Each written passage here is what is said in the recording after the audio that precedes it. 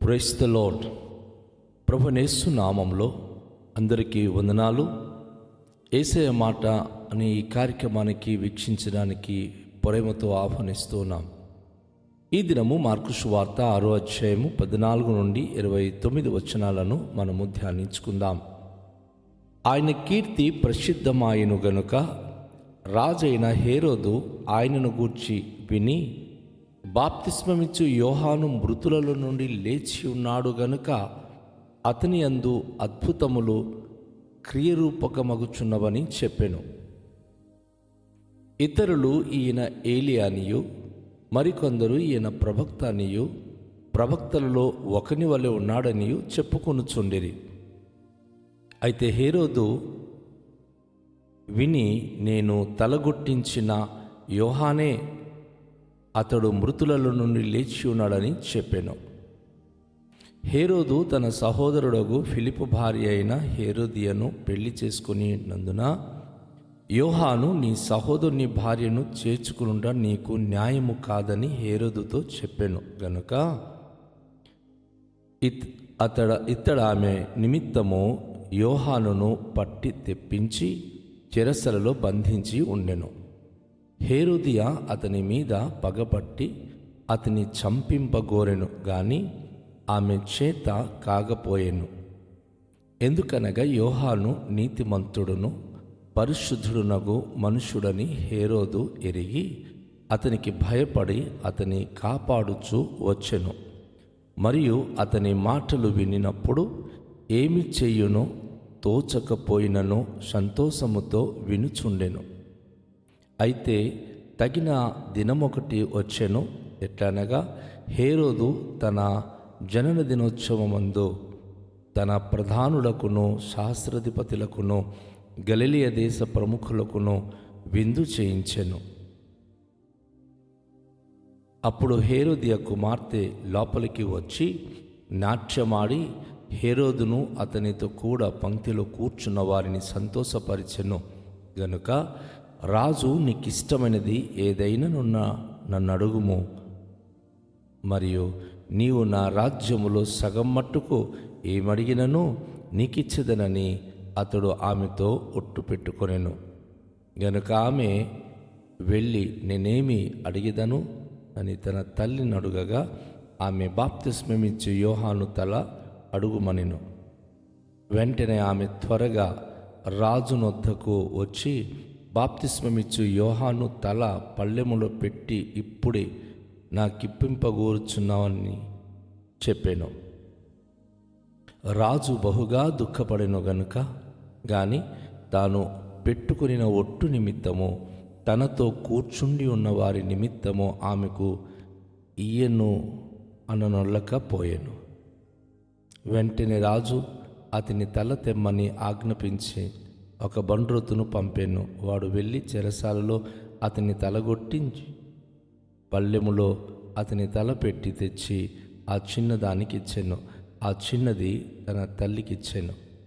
యోహాను శిష్యులు ఈ సంగతి విని వచ్చి శవమును ఎత్తుకొని పోయి సమాధిలో ఉంచిరి. ప్రియదేవునికి బిడ్డలారా, ఈరోజు ఒక వ్యక్తి దేవుని యొక్క వాక్యం ద్వారా గద్దించబడినప్పుడు మార్పు పొందిన వారైతే ఆశీర్వదింపబడతారు. మార్పు లేని వారైతే దానిని ఏ రీతిగా తీసుకొని ఆ విషయంలో హింసకాండంగా మారుస్తారో ముఖ్యంగా మనకు కనిపిస్తూ ఉంది. యేసుప్రభు వారు అనేక ప్రాంతాలు తిరిగి చక్కని పరిచర్య చేస్తూ అనేక మందికి స్వస్థపరుస్తూ, ఆయన తన గురించి ఎవరికి చెప్పవద్దు అన్నప్పుడు కూడాను జనసమూహములు ప్రభును గురించి ఇంకా విస్తారంగా వారు తెలియచేసుకుంటూ వెళ్ళారు. ఈ విషయాలు హేరోదు రాజు విన్నాడు. ప్రాంతంలో ఉన్న అనేక మంది విని కలవరపడుతూ ఆశ్చర్యపడుతూ, ఈయన ఎవరు, అసలు ఏంటి ఇన్ని అద్భుత కార్యాలు చేయుచున్నాడు అని.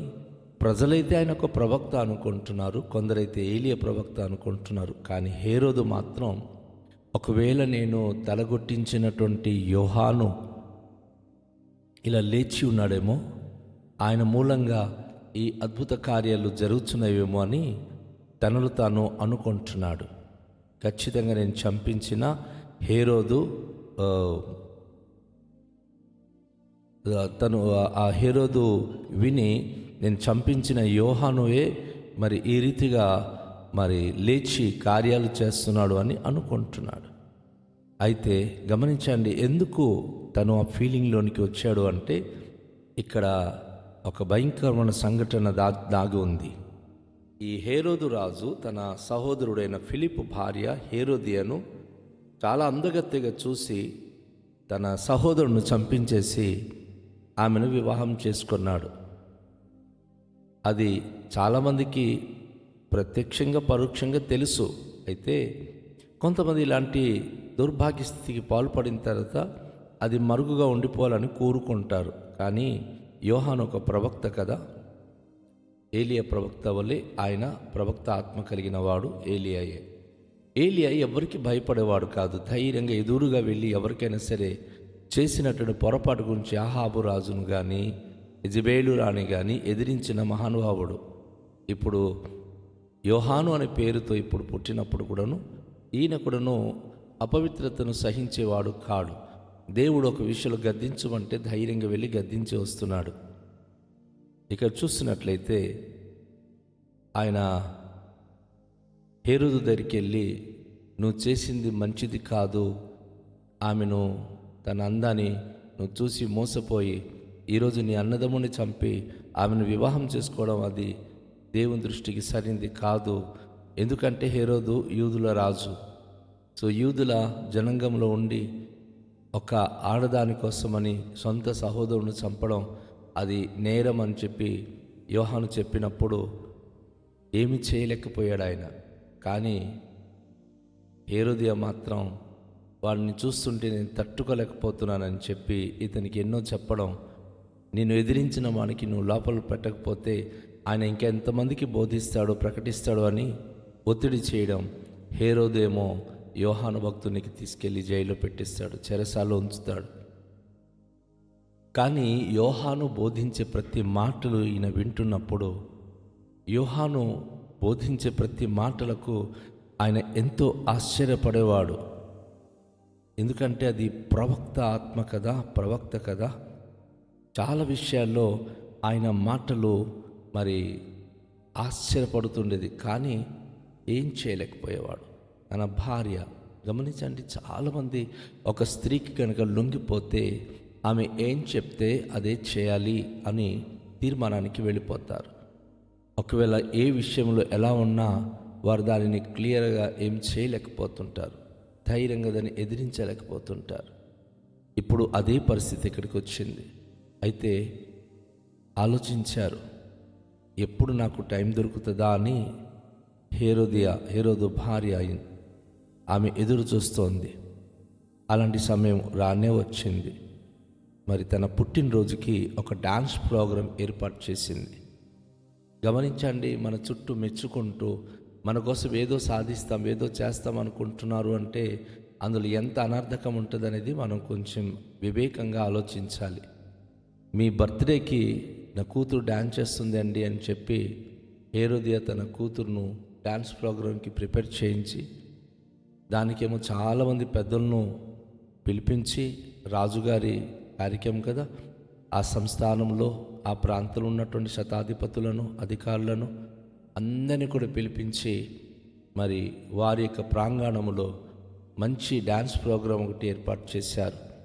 ఈ పుట్టినరోజు సందర్భంగా అందరూ వచ్చి కూర్చుంటే అమ్మాయి డ్యాన్స్ చేస్తూ అందరికీ తన్మయం చేసింది. చాలా బాగా డ్యాన్స్ చేసింది అని అందరూ మెచ్చుకొని చప్పట్లు కొట్టి చాలా బాగా తనను పొగుడుతూ ఉంటే రాజు ఆ కుమార్తెని పిలిపించి, తల్లి, నీ డ్యాన్స్ చాలా బాగుంది, నువ్వు బాగా డ్యాన్స్ చేశావు, మా అందరికీ తన్మయం చేశావు, నీకేం కావాలో అడుగు, దేశంలో కొంత భాగం కావాలన్నా ఇచ్చేస్తానంటే, ఉండండి నాన్న, నేను వెళ్ళి మమ్మీకి అడుగుతానని.